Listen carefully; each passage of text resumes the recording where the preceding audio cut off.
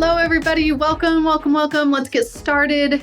Welcome to our first ever Financially Empowered Women event. We are so thrilled to see so many of you here tonight. Just to introduce myself, my name is Megan. I'm going to be your host tonight.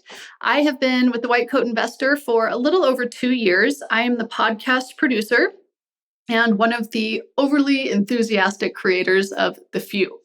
The ladies here at WCI have wanted to create a group like this for a long time, and we have been working hard to bring this community to life. So we're just so happy to see that this kind of community has resonated with so many of you. We have grown much faster than we anticipated, and we just cannot wait to see where we go from here. So again, thank you for being here. And, I don't know about all of you, but I find that gathering with women who are in different stages and phases of life to just be so important. I love nothing more than being surrounded by intelligent, hardworking, interesting, diverse women. And we hope that this group can be a place of learning and support and connection and growth for all of us, no matter what our financial education level is, no matter where we're at on our financial journey. This group was truly created by women for women. And we're going to be taught by industry experts who are also all women. And we're just going to learn from each other along the way.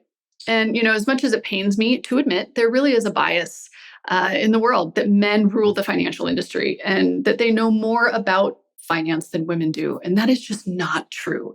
And we want to change that mindset. So I'm just so excited to be here and to learn from all of you and also from just the smartest women in their fields. We live in a country where, no surprise to any of you, I'm sure, finance is not generally part of the education system, which seems a little bit crazy.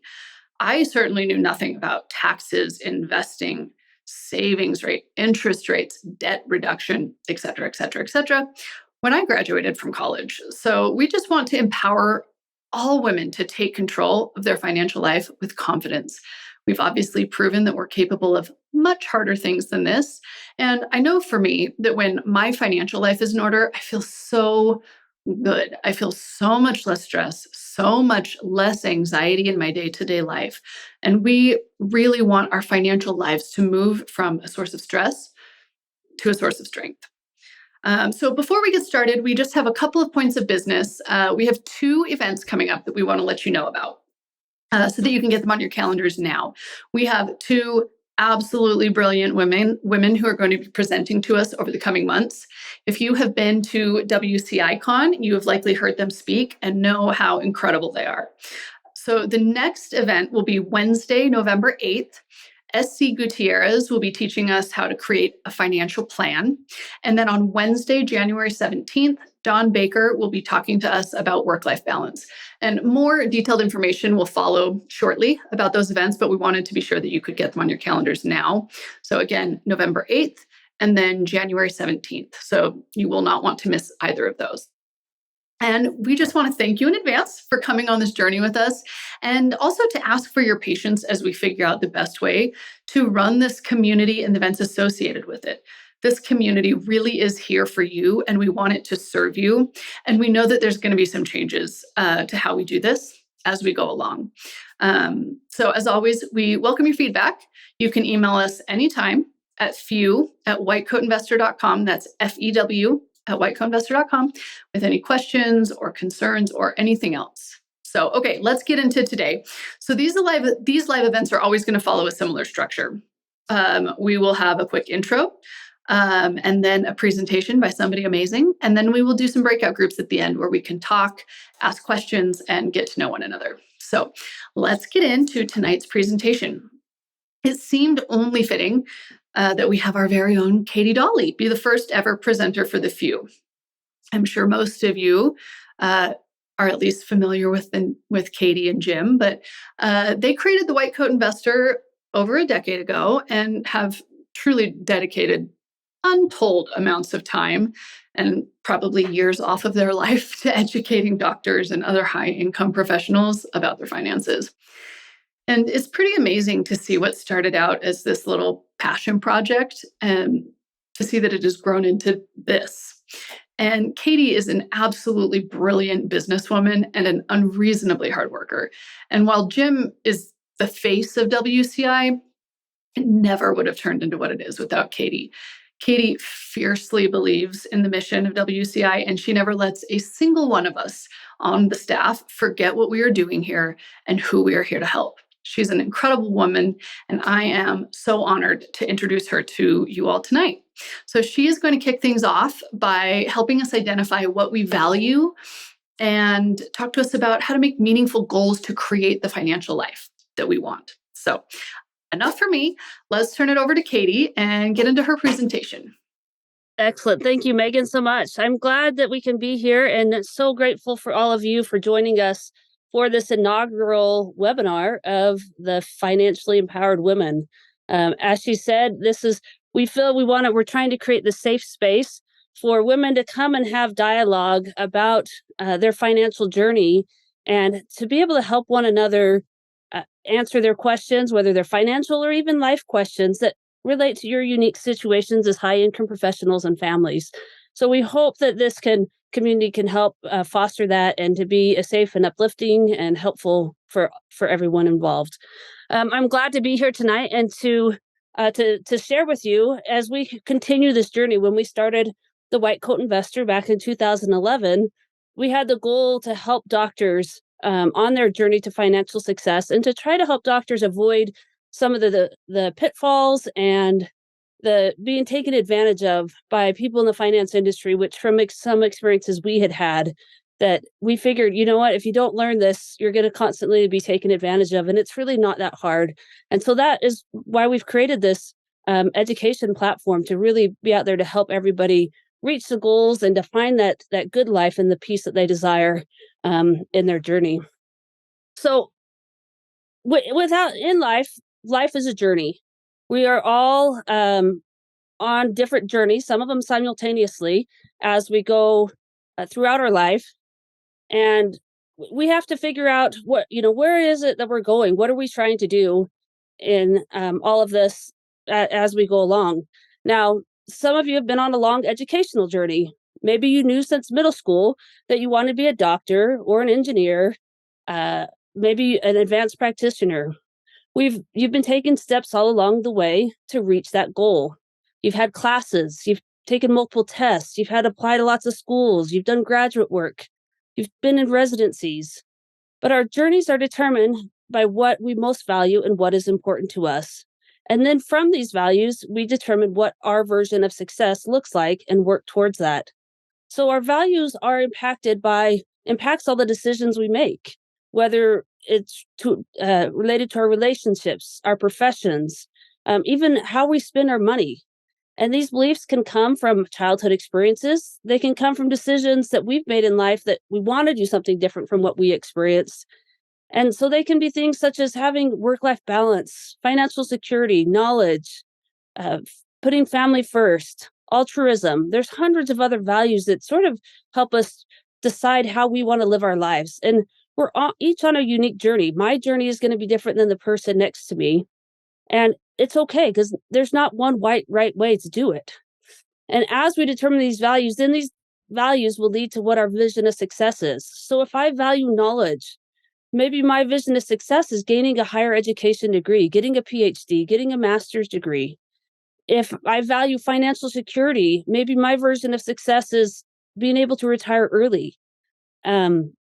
If it's altruism, maybe my success is being able to give large amounts to charities. So there's lots of different things. It may be if you grew up in an impoverished situation that for some people, their sign of success is being able to buy certain things, certain brands of clothes, certain cars. But it's all individual. It's what motivates you to keep working towards your journey. Now, for example, Jim and I, we both had the value of financial security. So when he started as an attending, just after residency and in the military, we made the decision to buy and live in a small townhome with just one car in a rougher area of town instead of buying a single family home in a nicer area of town because we knew it was a 4-year sacrifice. But what that allowed us to do is to work towards some other goals that we had, which was to save for a future home and to be able to get a good jump start on retirement by saving a significant portion of our income at that time. And that really helped to springboard us on the journey that we were at, and getting us to where what we were working towards, and reaching that point of success. Now, each of our journeys, with any journey, you have a starting point and you have an ending point. And you need to figure out, what is that ending point? What is it exactly? It needs to be specific. It needs to be measurable, so you know when you reach it, instead of it just being some grand idea out there floating out in the clouds. And there's many ways to get from your starting point, where you are now, and to that ending point. And so just because one person does it one way doesn't mean that may be the right way for you.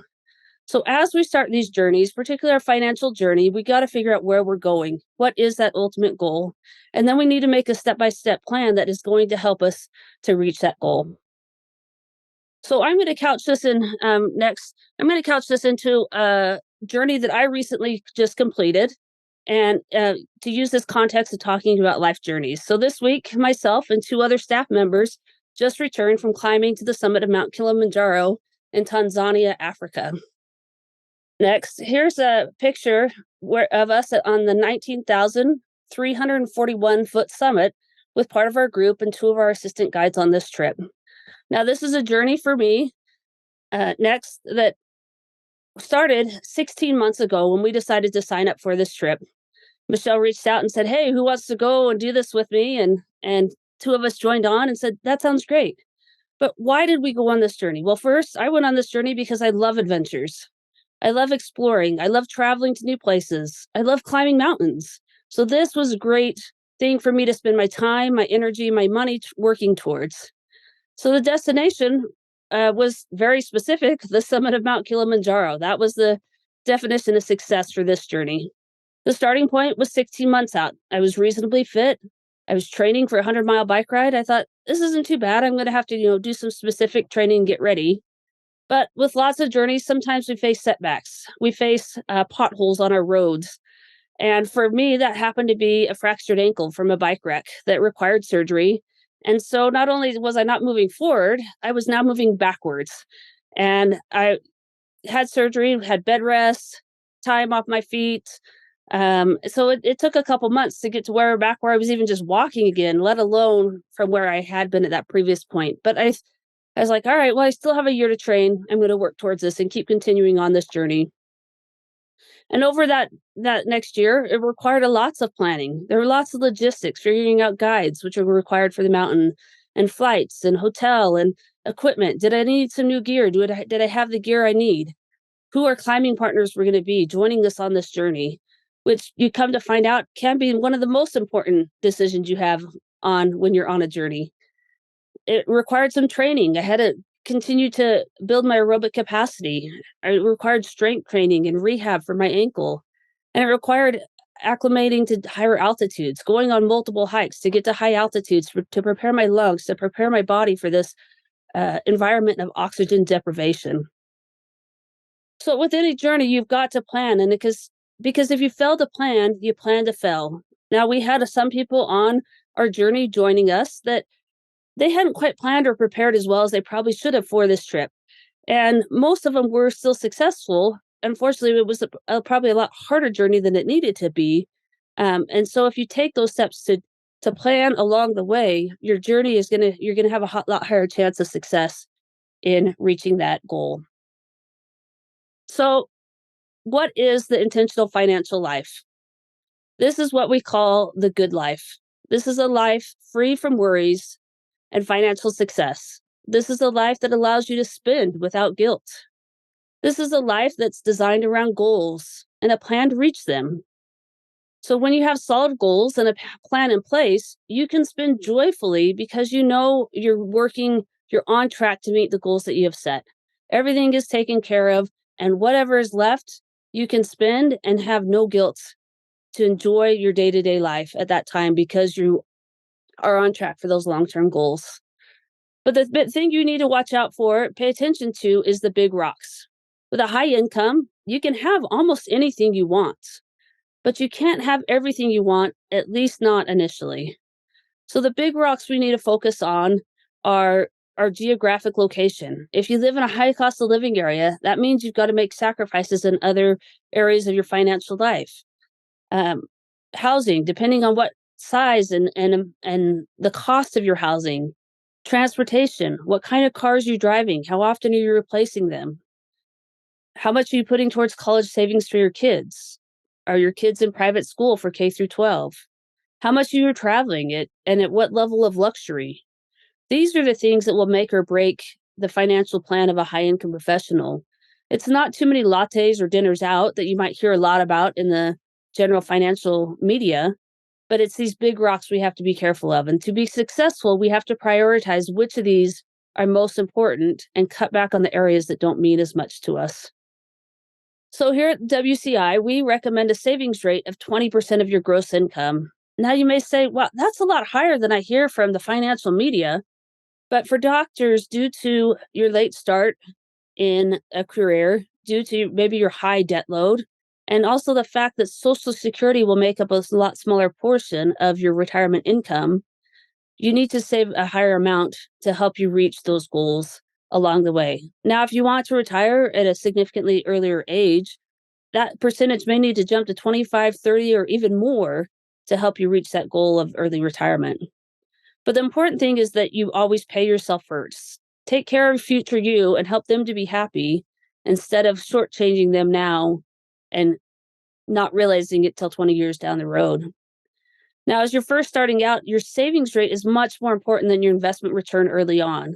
Making 10% on $1,000 doesn't really move the needle, but by saving $2,000, you've moved the needle much more than depend on your investment return. Though later on, making another percent on your $2 million portfolio makes significantly more difference than increasing your savings rate by another couple percentage. So right early on, just think about you just got to start socking that money away.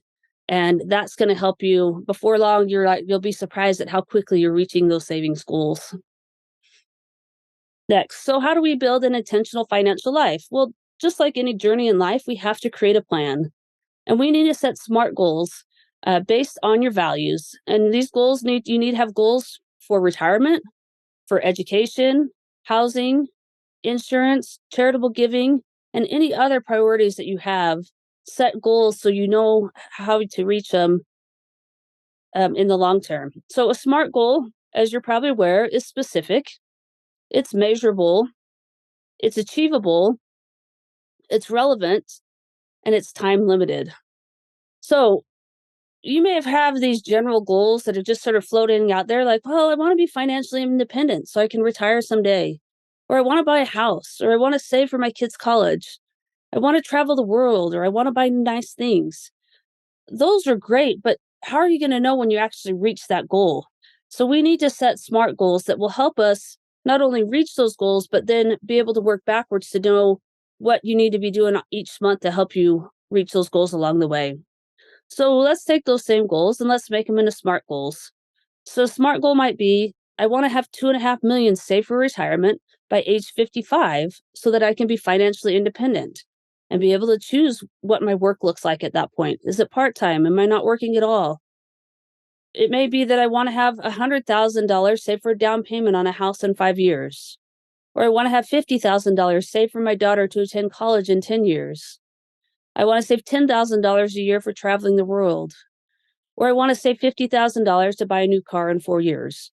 Whatever it is, write those down in SMART goals, give it an amount so you know when you've reached it, and give it a period of time so you know what it's going to take working backwards to reach that goal. So steps to reach your SMART goal. So let's start with that first one. I want to have $2.5 million saved for retirement at age 55. So first, you got to know, what are you spending each year? Knowing how much you spend and how much you make and save will help you prioritize your goals and help them to be actually attainable. A lot of people are sort of like, and even society tells you, you're a doctor, you're a high income professional, you can have it all. Your kids can go to private school, you can have a Jaguar, you can pay for all of their college, and you can have a 2 million house and boat while living in LA and retire early. That's really quite difficult to do, even on a doctor's salary or a high income salary. And so you have to really look at, What are you spending? And is my money going towards those things that I really do truly value and not what maybe society tells you you should value? So know where every dollar is going, at least early on, till you develop those habits. And then you don't have to maybe track it quite as close, but make sure you're still doing those things to help you reach those goals. And now, when you're going to figure out how much you need for retirement, you can subtract some of those expenses. You can subtract out retirement savings because by the time you're retired, you're not going to have that as part of your budget. You can subtract out the life and disability premiums because you no longer need those. You're financially independent. You can subtract out some of the taxes. And so working backwards from what you're spending now to what you'll actually likely be spending in retirement will help you have a general idea of how much you want for per year in retirement in today's dollars. Then you're going to take that number. So say you figure out I think about $100,000. Once I deduct those things and maybe add a little bit more for health insurance, and then I'm going to take that, I'm going to times it by 25. And that 25 comes from, it's assuming a 4% safe withdrawal rate. If you're retiring super early, you might want to bump that. You might only want to plan on taking 3% out of your portfolio. And that in that case, you'd multiply it by 33. So in our example, we're saying, I want $100,000 a year to spend in retirement. I times that by 25, that gets me to $2.5 million.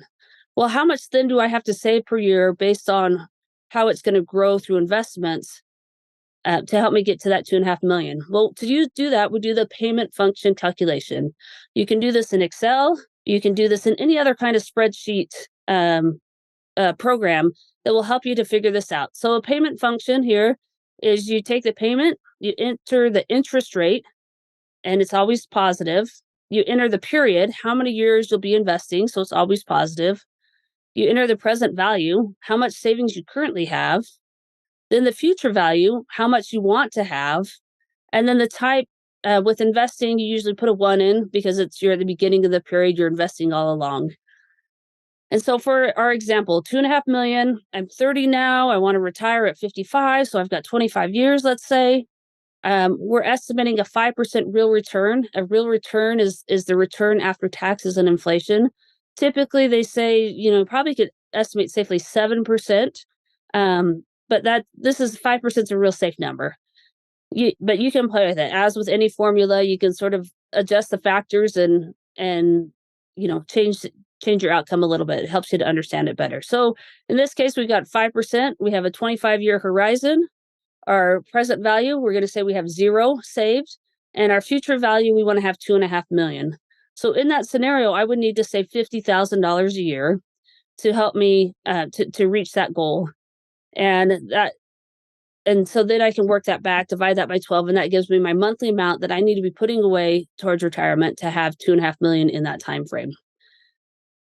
You can do this for any calculation for any of your savings goal. If you're saving for a house, education, etc., change those, figure out what you think is probably a safe real return after taxes, inflation. If you're valuing early retirement, maybe you're putting away a higher percentage versus you're like, I don't really care about having a real fancy house. So decide where those values are and put the money where you want each month.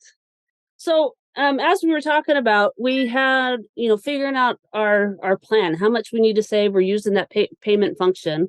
And so we know learning where our money is going, how much we're putting towards that goal each month. Once we make that plan and follow it, we can freely spend, we can give, we can save the excess without guilt, knowing we're on track to reach our goals. And but we need to just keep it simple. It doesn't have to be complex. It doesn't need to have lots of different investments. Doesn't have to involve real estate. Whatever works for you, do what works and what you're going to stick with. If you decide to invest in Bitcoin and you can handle that volatility, more power to you. But we recommend just be average. Buy the market, buy the index funds. You can sort of set it and forget it. Look at it once or twice a year and you're good to go. So it doesn't have to be overly complicated, even though that's what they try to get you to do. But the most important on our journey is who our traveling companions are. That our traveling companions can make or break any journey. So we need to make sure that you and your partner are on the same journey. Because if you guys are headed towards different destinations, it's going to cause a lot of angst. It's going to cause some miscommunication, some frustration. So you need to set those goals together, taking into account what each person values. Don't assume that you have the same goals, but have open communication to help minimize resentment. If one person feels like the other one is managing all the funds all the time, they're going to be resentful, and it might lead to financial infidelity, that they're spending things to not, without their partner knowing, and that can cause problems over time. So work together, communicate to help keep each other accountable. Uh, for Jim and I, luckily, we've been mostly had the same values and the same goals with things, but there are some things we thought differently about, at least initially. Like for me, I had grandparents that had saved since I was a young child for college education, and they had given me a lump sum of money when I graduated high school to help towards college, which was great because it gave me a little more flexibility to not have the stress to try to work full time to cover all my expenses and tuition. And that was something that I valued. I thought that was helpful, and I wanted to put money away for our kids' education. Jim, on the other hand, had to work, and he had to save, and he had to pay for his own education. And he felt there was a lot of value in that, of having to work, and you appreciated it more. Now, over time, that has changed. Initially, we didn't save for our kids' education. And now, as our circumstances have changed, and our thoughts and feelings about that have changed, that now all of our kids have 529s. And that is something that we have a goal that we're working towards and saving money towards. And so just working together, making, sometimes you have to make some sacrifices to help with what your partner values, so that you guys can work together to get to your end goals. But the important thing is just having regular communication. We do monthly meetings where we just talk about, review our spending and what our goals are, where we want to put our savings for that month. And that helps along the way. So make sure you're on the same page, because that really can make or break your journey of being successful in reaching those goals. So a couple of questions we want to think about and to talk about is, as we get into our small groups, is what is a goal that you're currently working towards? It doesn't have to be financial, but just think about any goal that you're working on right now. What is a goal that you have that needs to be made into a SMART goal? So maybe you have that goal of, I want to be financially independent and retire one day. Well, actually, what is the timeline for that, and how much is that going to take to reach that goal? And then what is the step that you will take this week to help build a more intentional financial life? So we're grateful that you have joined us today. I'm gonna turn it back over to Megan, and she's gonna give instructions for the small groups so that we can have some discussion with one another. We'll have staff sort of jumping in and out, but let you take the lead on these questions. And we have Megan will give a couple more instructions about some more resources too to help with these discussions. So thank you, and thank you again for coming. And we hope this turns out to be a great time. Katie, that was really fantastic. And I hope that got everybody's wheels turning about, what kind of life you want to create and how to go about beginning to make it happen. So we're going to move into breakout groups, like Katie said. But before we do, I just want to give you some context for what we want to talk about. Katie presented to you some great questions that we can be thinking about. I'm going to add a few more here. So we want to spend some time now identifying our personal values, probably for the sake of this meeting, from a financial lens. So we have to know the difference between values and goals. A value is what you care about. For example, you could say, I value education, I value flexibility, I value early retirement, or living in a neighborhood with the best school district. There's no right answer here. It's whatever is true for you. So once you know what you value, then you can create SMART goals that will help you create the financial life that you want. Now, I think intuitively, we know that most of us cannot get everything we want when we want it all of the time. We have all experienced competing values. So the real question is, when two competing values bump up against each other, what do we do? Which do we choose? When we can't have everything we want all of the time, how do we weigh that? So just for an example from my own life, we moved to Utah fairly recently after living in Oregon for 15 years, and we bought a house when we moved here that could really use some updates. I wanted to remodel my very ugly 90s brassy bathroom. There's a very ugly old worn out staircase, old ugly tile on the fireplace. There's a whole list of things. So we got a contractor, got bids for what the project would be, and the total was around $80,000.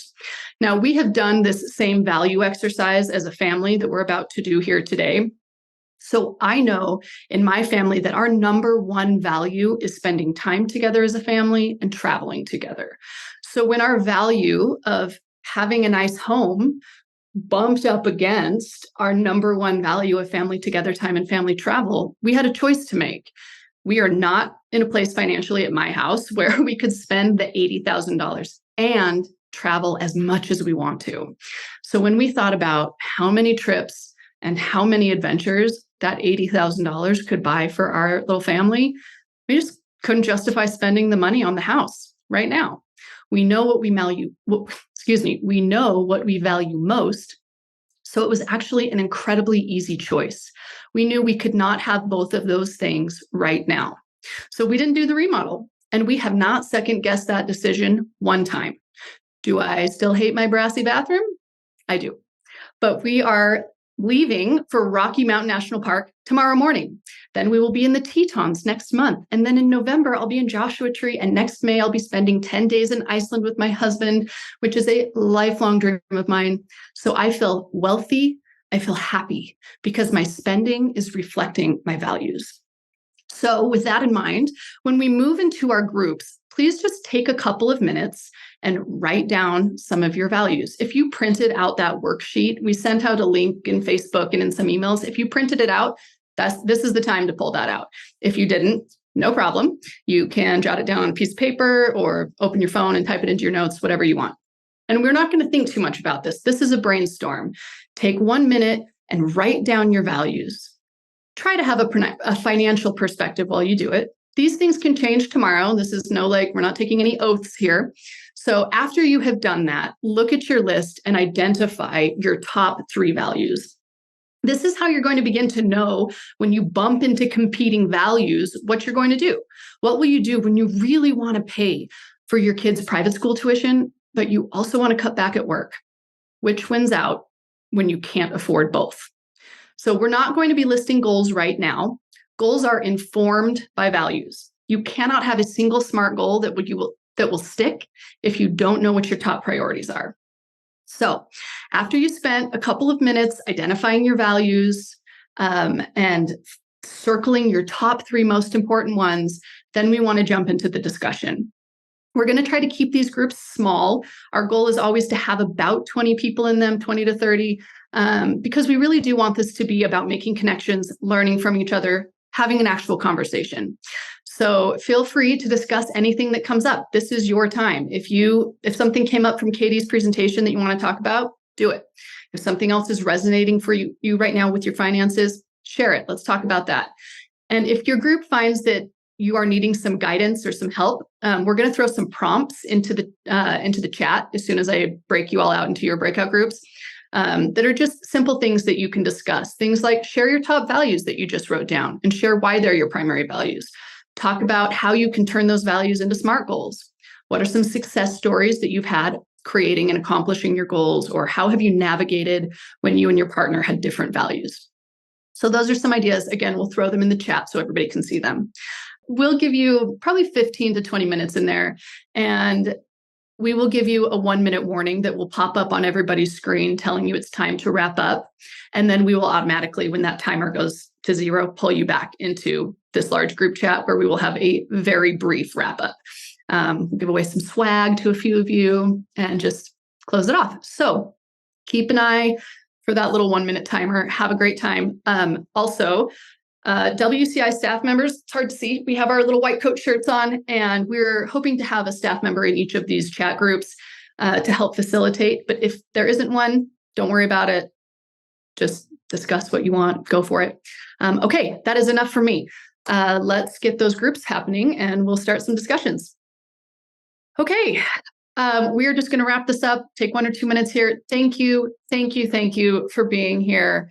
I just cannot tell you how thrilled we are, all of us here at WCI, to be a part of this community. And like I said in the introduction, I truly believe that there is just real power when women gather together, support each other, learn from each other. So thank you for being a part of it. Quick reminder, our next 2 upcoming events, I just want to give you those dates again. The next one's November 8th with SC Gutierrez. She'll be talking about how to create an actual financial plan. And then after that, we're going to have a work-life balance discussion with Dawn Baker on January 17th. So November 8th, January 17th. We are going to be sending around a survey as well in the next day or so that you can help us improve your experience. We want to know what went well, what didn't. And, like I said before, this is your community. We want it to work for you. We want to make sure that it's serving you and your needs. So watch for that survey. Take 1 or 2 minutes and fill it out. We really do read every single one of them, and we are going to implement what you say. So please, we'd love to hear from you. And again, any questions, comments, concerns, anything else, you're always welcome to email us at few@whitecoatinvestor.com. Okay, and then we are going to give away some prizes. If your name is, hopefully you have been messaged by now. These were random selections. If you are a winner, you should have gotten a message. And just email us again at few@whitecoatinvestor. Tell us you were a winner, and we'll give you all the info you need to pick out your prize. So the winners we have, I'm probably going to pronounce so many names wrong, and so please forgive me. Let's see how we do here. We have K-Dog, KDAWG, Rachel Miller, Alexandra Brummerhop, Paula Archer, and Dina Bassa. So those are our winners for tonight. And very fun, very exciting. Just send us an email. We'll get you some swag.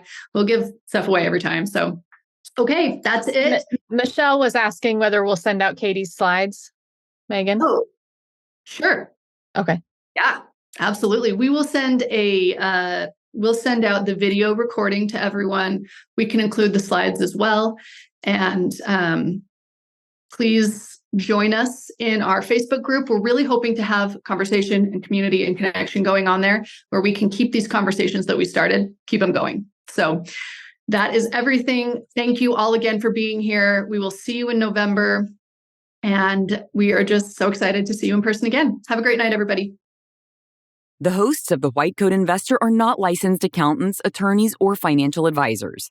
This podcast is for your entertainment and information only. It should not be considered professional or personalized financial advice. You should consult the appropriate professional for specific advice relating to your situation.